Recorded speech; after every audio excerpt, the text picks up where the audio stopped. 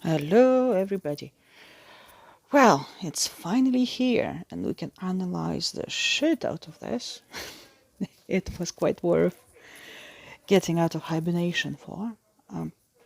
Sorry that the quality of this vid is not really good. I am doing it from my phone because my computer died a while ago.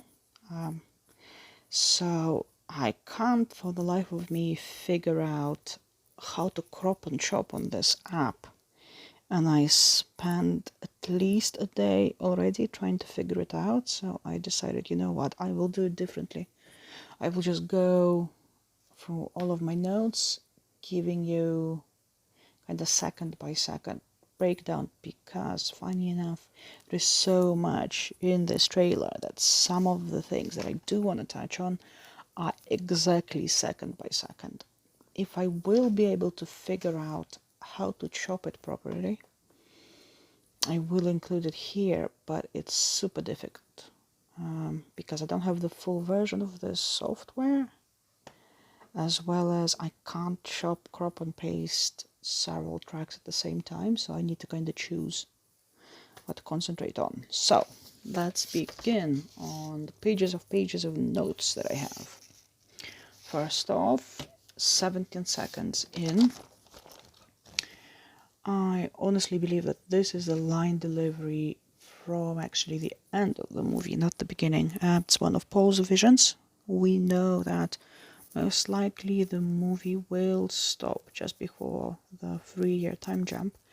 And when you remember at the end scene of that time jump, Paul is talking to Chani, and they passed into the private apartments underneath the drapery hangings, if I remember the quote correctly.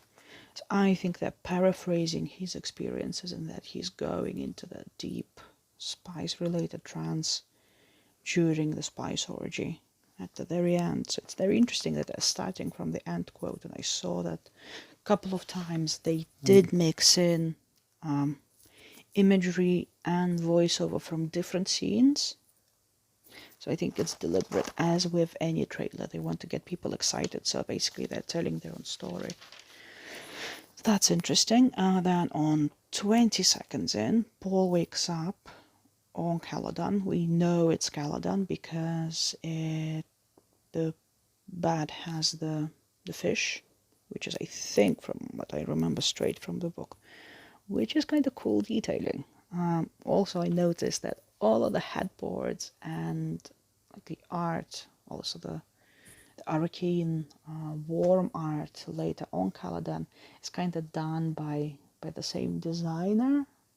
It's because it's similar color palette, similar shaping of both the fish and the sandworm, which is kind of cool. Secure caps on Caladan. Then we can hear on 23 seconds in, there is a crusade coming. Which is interesting that they're using the word crusade instead of jihad. Of course, I understand why. It's not surprising in today's world. From 1965, lots of things changed. So I'm not surprised they're using crusade. However, I'm hoping against hope that they're not just replacing it, but trying to also show the diversity of the planet. So hear me out on this. So imagine we are hearing about the crusade from Paul's perspective while he's on Caladan talking to the Reverend Mother. But what if this is kind of to contrast with the later developments? So for Paul, of course, it's a crusade because this is what he knows. But when he comes to Arrakis, to Dune, and meets the Fremen, for them it's a jihad because that's what they know. Hopefully this is the angle they're going for, because that would have been exciting. That actually shows that they are paying attention to all of those minute details, not only in costumes and design of the sets, but dialogue specifically.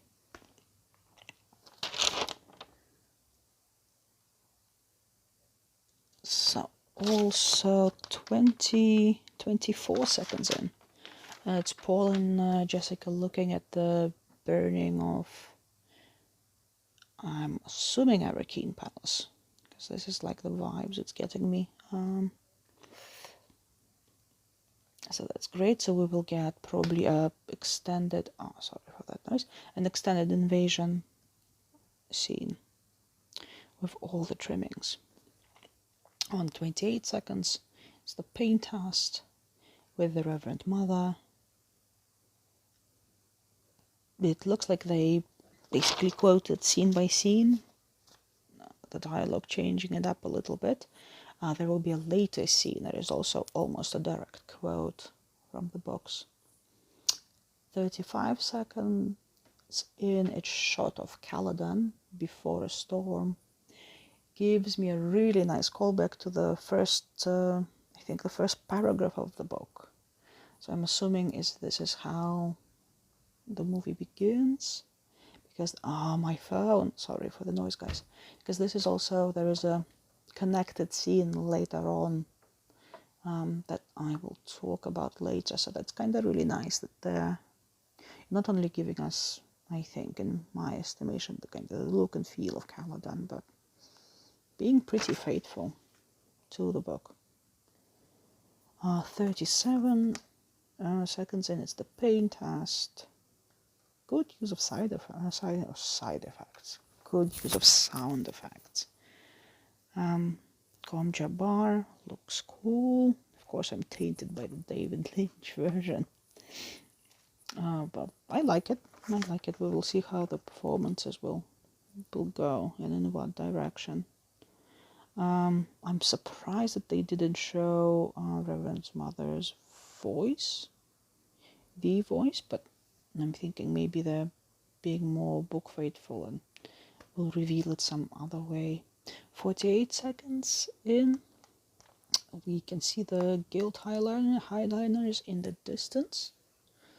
I almost was tempted to say, like, did they forget to move them, but it's maybe interesting that they're moving in a different way. Yeah, traveling without moving, yeah, for the guild navigators. So Paul is walking on the shores of Caladan, deep in thought. I'm assuming it's before they leave for Arrakis. 50 seconds in, it's the training scene with Gurney Halleck. We can see the glow globes and the shields. Interesting choice for the shields. Again, of course, I'm comparing it to the 1984 version and to the 2000 version. Interesting in regards to the color scheme. So blue is parry or diverted attack, and red is penetrative attack or attack that succeeded. Later there will be a callback in the trailer to the same color scheme in different circumstances, so I like that they're consistent. And of course, training scene, we all are thinking about Gurney Halleck's quote, right? I'm not the only one. But because they didn't mention it here, I will not mention it. And then we're going further down the line at 57 seconds.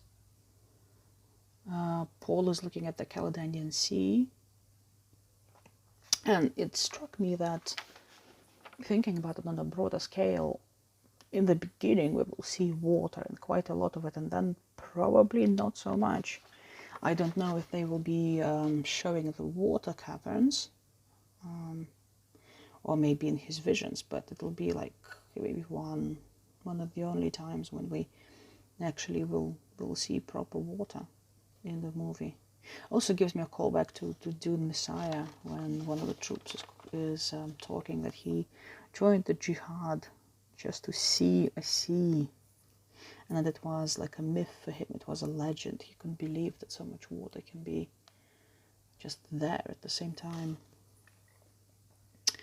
It's 59 seconds. Leto is visiting the grave of his father, I'm assuming, because we can see the bull with his horns injuring a man with a spear, who in turn injures the bull. So that's interesting. Maybe Duke Leto is coming to say goodbye to his father. From promotional pictures, we also saw yesterday that Paul is actually there with him, because they're having a conversation. In there, it's not from the books specifically, but I can imagine they need to change things up for sake of plot and exposition. So as long as it works. 1 minute in, we can see Duke Leto.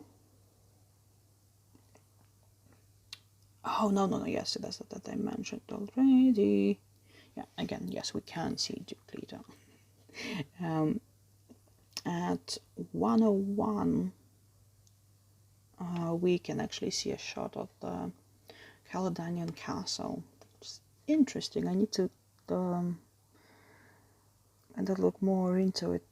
I would imagine it would have been very grandiose, but then again, you know, I spent too much time on DeviantArt.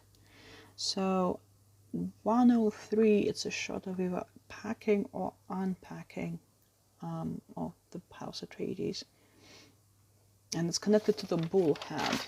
The bullhead, as you know from the books, it's connected to the bullhead. And first, I wasn't able to place it. I was thinking, is it Caladan packing scene, or is it Caladan keep packing scene, or Arakeen Palace unpacking scene? But then again, I watched some of the footage, and the color composition is different. So now I'm thinking that it's definitely a Caladan keep packing scene, because it's a different color composition from other photos we saw from the Arakeen Palace. Arakeen Palace is normally yellowish orange, with kind of sepia tones. And the Arakeen Palace and the clothing Caladanian Palace and the clothing there is kind of more dark grey, bleak, the same as it was in the books. So that's my guess. As well as remember the Jessica's red dress. That red dress she's wearing at the dinner scene. So they're already on Arrakis. They're not in Caladan, because they left already. So then 106, we are seeing the shot of the desert sands, and then we see a spice crawler in the distance with the smoke going out. I'm thinking it's connected to the scene later on that we will see in the trailer. But kind of cool that they're already kind of building up scenes from the book. I'm excited. Hopefully it will be done well. If you will hear any noises, it's my cat, because I couldn't keep her away. Apologies for that. 107, it's shot of Lady Jessica and Duke Leto and Paul and their entourage disembarking to Arrakis for the first time, as well as, I'm assuming, Paul stepping on Arakeen soil for the first time, hence we see his boot. 104, I love what we can see Howard. One of my favorite characters. Very interesting take on the Sappho lips. I was thinking it's almost like he only has part of his lip darkened, as if he's drinking Sappho juice through a straw, and that's why only part of the lip is darkened. But also it came to my mind that he's using a parasol, kind of classical Japanese parasol, and also in regards to his skin coloring, I'm thinking, is it a parallel to like a Meiko or geisha? So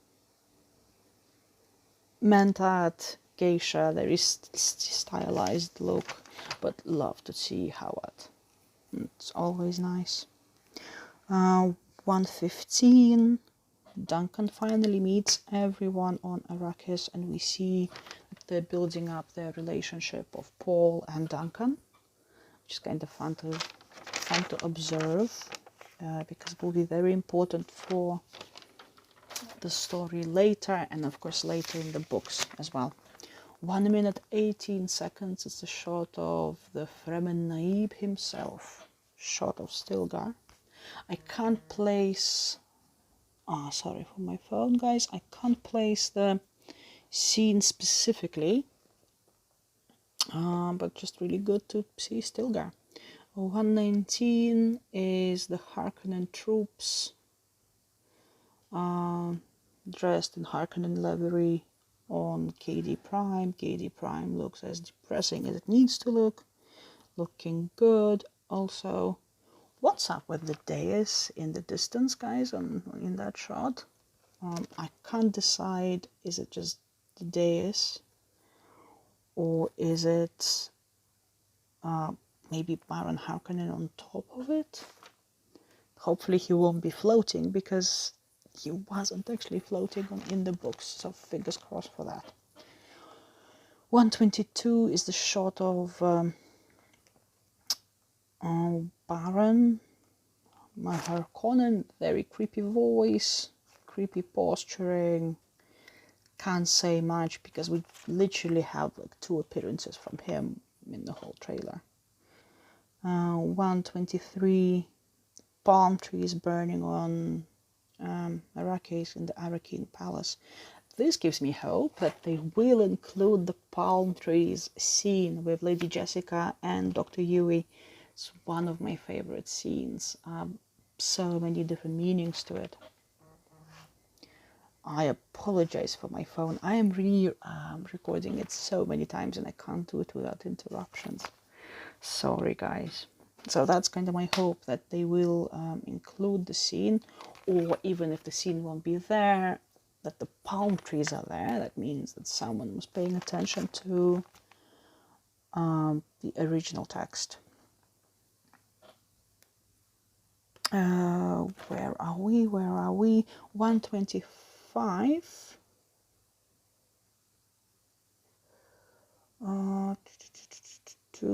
125 is the shot of Jessica and Paul, and they're looking at the burning of Arakeen Palace from the distance. So it's the escape part. 125. That's interesting, 125. So Paul is talking about the extermination of his family, and they're showing Paul and Dr. Yuey. I'm thinking this is the scene just after Paul neutralizes the seeker, the hunter seeker.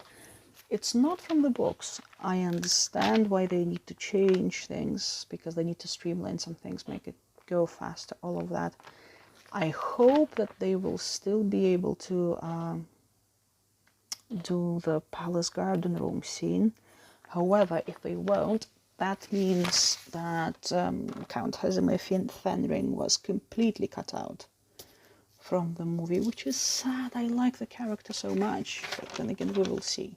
I have hope, but not a lot of it for that one, which means that also we won't be getting the scene of the Count Casimir Fenring's wife leaving the message in the leaf for Jessica and for her to find it, and the exposition scene about like the water waste and the garden and all that is connected to it. But oh well.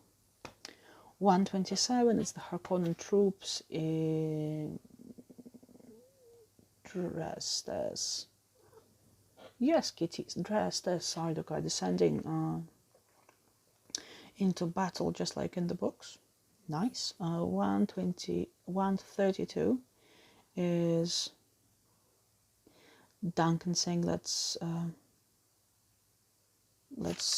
battle like demons or something like that. I personally don't remember it from the books, but again, I think they need to change some of the dialogue. They can't just pick it up all from the books. 133 is Duncan fighting. I think in this trailer they're like intermingling.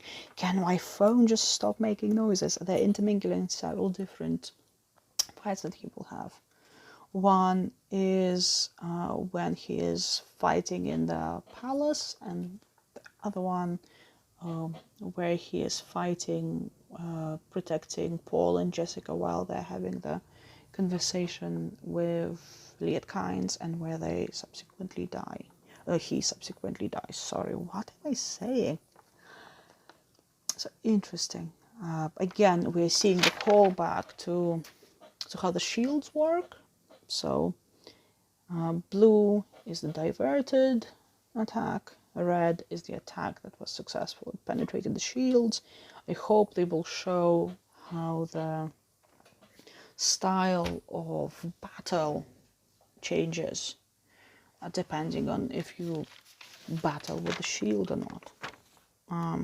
So that will be hopefully interesting. So 139, we're cutting back to the pain test with the Reverend Mother.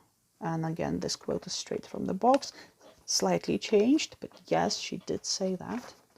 143 is Paul is having visions again. Of course, it's Chani, his Sihaya, his desert spring.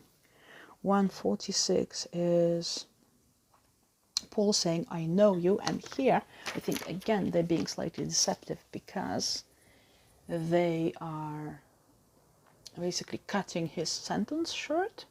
I'm very confident that this is the quote from the books. Again, the end of the movie, at the end of part 1 of the movie. Before the time jump, if you remember, the Paul and Chani share a scene. And he says, somewhere along the lines, I know you're Chani. I soothed your fears, and all of that. That quote. We caressed in the dark of the sea edge. That part. So I am very confident that it is that one. Either he hears it in his visions or he says it to her. But they're just intercutting it with a different footage. 118, a shot of the Fremen. Oh no, sorry, wrong piece of paper. 6, 7, 149. We're having, I can't decide which one is which because we just don't have enough information. Is it the Harkonnen ships or is it Guild highliners? But from that angle, they don't look like Guild highliners. I'm assuming it's Harkonnen ships because we can see artillery attack below. So I'm assuming it's the attack on the Arakeen Palace. Continued. 155 is Barron kind of ascending from his mud or oil bath. It's interesting not to lynch. I hope they won't overdo it. Yes, those kind of mud baths, oil baths are in real life used in some countries as a health remedy. I don't know if they're going this angle or just trying to portray Barron as very over the top and disgusting. So we will see on that one. 156 is, this was a very interesting shot that I mentioned before that I will come back to. It's literally 1 second shot of Lady Jessica. She's going through the Caledonian Palace and kind of warming her hands. I think this is also the shot from the beginning of the movie, because this for me is the first paragraph of the books. Remember that it talks about how cold it is and chaotic at Caladan before the storm. So it's cold because it's before the storm, but it's chaotic because they're packing to leave. This again gives me hope that possibly they're making it from the point of view of Lady Jessica and not Princess Irulan. So that 1 second made me super excited. 157 is Duncan's salute and then Paul's salute. Of course, you can understand, and from the difference of the background, that they're not saluting each other. There are 2 different salutes in 2 different instances. So I'm assuming that the Duncan is saluting, before his battle with the Sardukar, and Paul is saluting before his battle to death with James. 2 minutes in,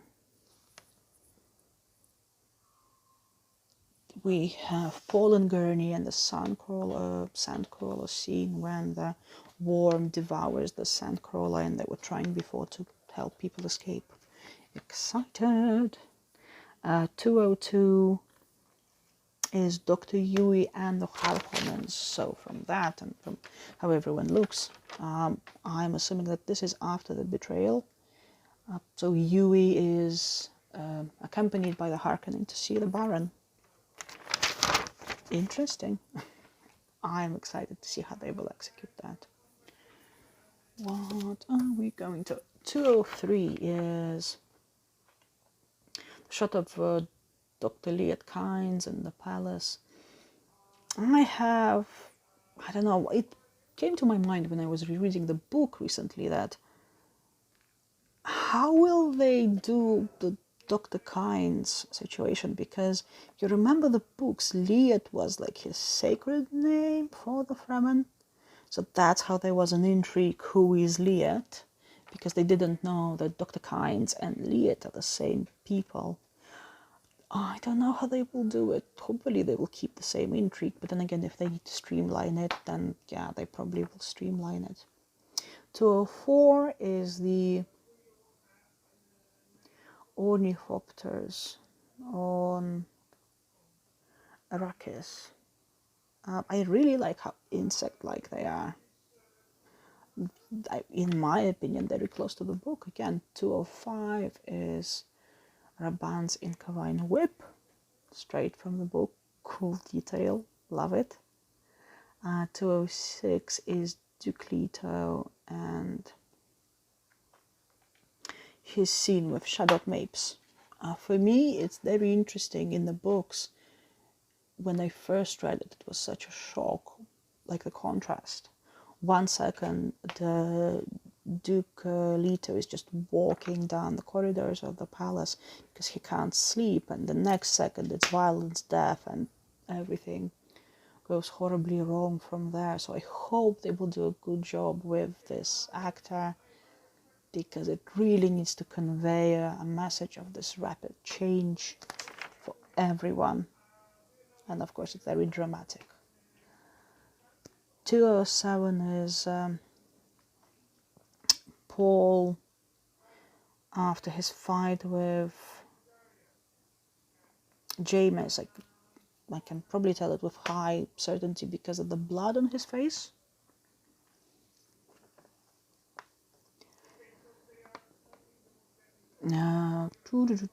That line about him. Phone call again. I hate being in quarantine, guys. Okay, I digress. Let's continue. So, where were we? I'm trying to find it. 209, when Paul kills James. 211. I digress. Before 209, Paul is saying that he can see the future. I'm assuming that this is his explanation for the Fremen, specifically slightly different from the books, but I hope it works. It's his explanations for Stilgar, I guess. You know. So at 211, the fight in the palace continues. 213.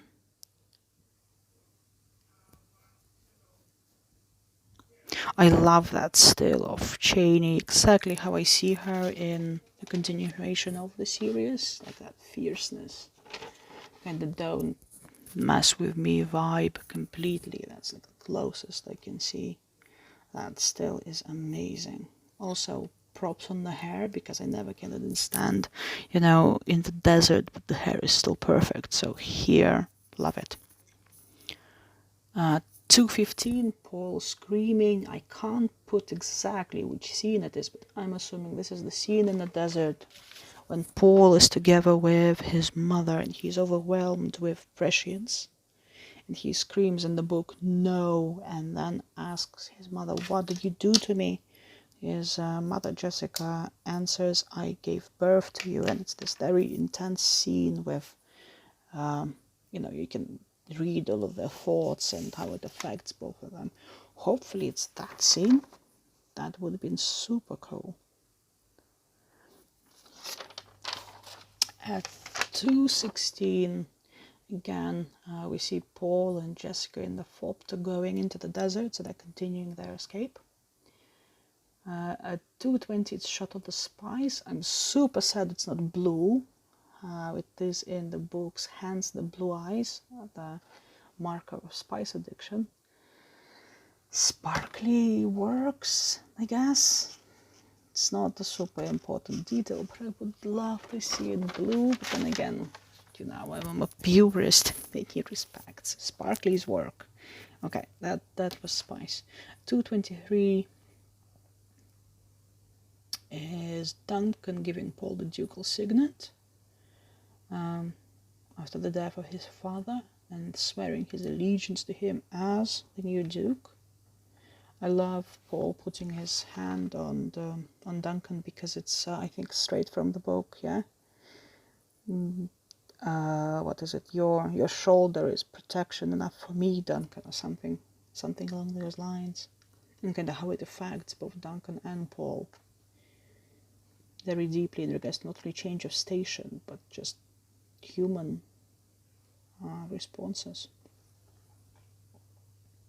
And also I like how it intersects and interconnects with Fremen, kind of patting him on the shoulders. I'm assuming it's after he became part of the tribe and was given the name also, or just after the fight with James, maybe both. Can my phone stop interrupting me for once?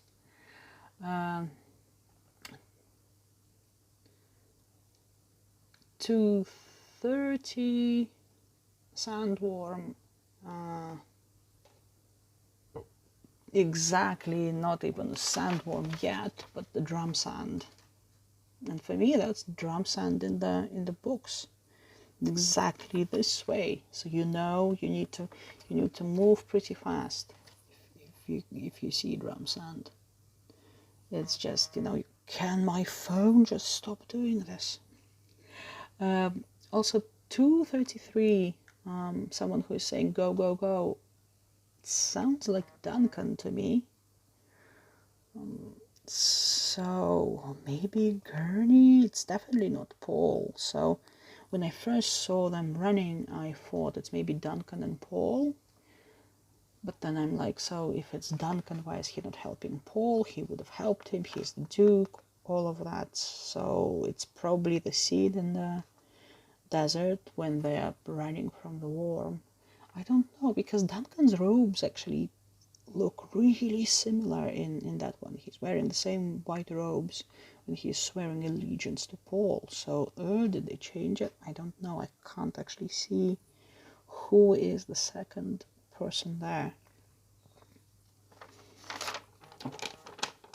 What is my phone doing? This is crazy. Sorry, guys. And like the worm, interesting. I hope we will see the fiery gullet of the worm as it described in the books. I like that it's consistent from the mural to where we first see the worm, and also it echoes the subscribers cover of Empire magazine just for the subscribers, the one that they did, because you can see exactly that second when Paul turns and the worm, so they kind of spliced it together and it looks lovely.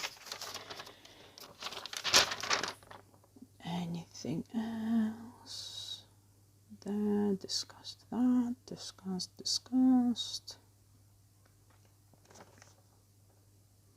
I like the parallels that they're making with the 1984 Dune trailer, Lynch's Dune trailer.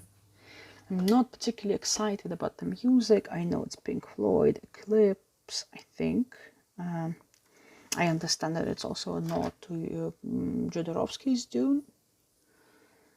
I'm just really not excited for the music, probably because I wanted to hear Hans Zimmer, so hopefully we will hear Hans Zimmer later on. So yeah, I know the sound quality is probably shit, and you could hear my cat and all the other noises, but I just thought that however long it will take me, and I was recording and re-recording for a long time, it will be just a travesty if I won't upload at least something. I know it's not perfect, but again, my computer died a long time ago and I can't really afford a new one. So I apologize for shitty quality, but just really wanted to contribute something from what I saw. So if you want, destroy me in the comments, but again, understandable, you know, we all are used to really great quality videos on YouTube. But I hope you will allow me my 35 minutes, oh my goddess, 45 minutes of ramblings. But I love the trailer, and I love how detailed it is. Almost every second, literally, as I showed you with timestamps, we are getting a very specific scene or a very specific quote. It shows a great respect for the source material, which I think is great and gives me hope that it will be done properly. So yeah, that's it, and see you again later. If this won't get blocked, and even if it will, well, I still tried. And I actually really enjoyed going through all of the notes. I probably forgot to quote some of the things that I wrote, but I think that's enough for now. Yeah, and yeah, see you when I see you for the next video. Oh no, I am just checking if all of my notes actually properly done. Yeah, see you when I see you, and of course, bless the Maker and his water, bless the coming and going of him. May his passage cleanse the world. May he keep the world for his people.